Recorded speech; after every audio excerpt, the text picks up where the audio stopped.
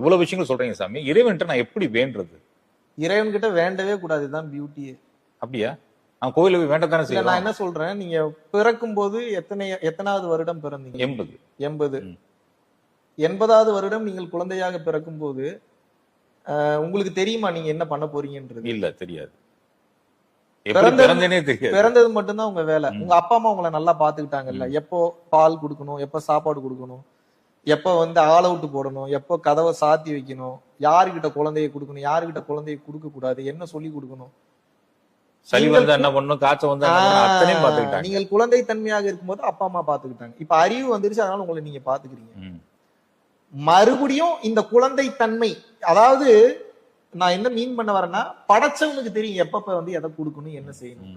நீ அதை நம்புங்கன்னு சொல்ற, நீ அதை நம்ப மாட்டீங்க.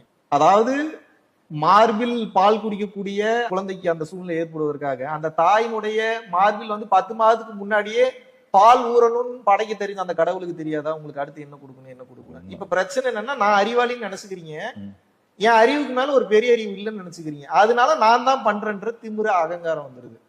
மேட்ரு என்னன்னா, அதுதான் யோசிக்க வைக்குது, அதுதான் பேச வைக்குது, அதுதான் செய்ய வைக்குது, அதுதான் வழி நடத்துது, அதுதான் டெஸ்டினேஷன் கூட்டு போய் ரீச் பண்ண வைக்க. அதை ஏத்துக்கங்கன்ற அந்த ஈகோ ஏன் உங்களை தடுக்குது?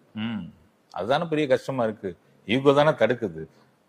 சிற்றறிவால் ஒருபோதும் பேரறிவை அடையவே முடியாது, உணரவும் முடியாது.